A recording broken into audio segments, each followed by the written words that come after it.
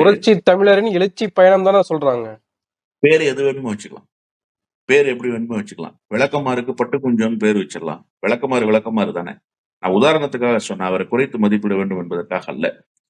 நீங்க அவர் பேசுகிற போது ஒரு செய்தியை சொன்னார். நயினார் நாகேந்திரன், எல் முருகன் போன்றவர்கள் எல்லாம் அருகில் வைத்துக் கொண்டு பேசுகிற போது சொன்னார். என்ன சொன்னார்னா, மக்கள் கடலில் நீந்தி வந்தோம்னு சொன்னார். அவர் பேசுகிற போது எதிர்த்தரப்புல கூட்டம் நிற்குது இல்ல, மக்கள் கடல்ல நீந்தி வந்ததாக சொல்றாருல்ல, ஆஃப் ஷாட்ல ஜெயா நியூஸினுடைய லைவ் ரிலே போயிட்டு இருக்கு, நான் பாக்குறேன். இந்த பக்கம் அவர் பேசுறாரு, ஆஃப் ஷாட்ல ரிலே போகுது. இப்ப மக்கள் கடல்னா ஒரு 10,000 பேர் இருக்கணும்ல சார். 1000 பேருக்கு குறைவான கூட்டம் தான் எடப்பாடி பழனிசாமிக்கு முன்பாக இருந்தது.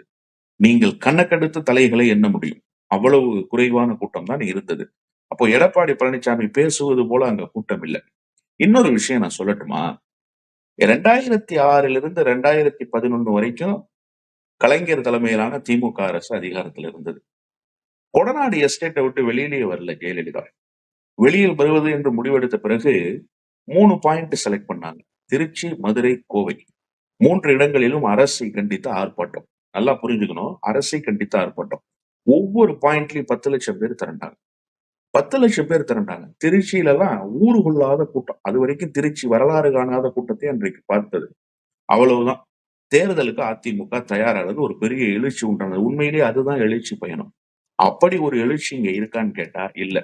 நான் என்ன யோசிக்கிறேன் அப்படின்னா, செல்வாக்கு படைத்திருக்கிற கொங்கு பகுதியிலேயே இதுதான் நிலைமை.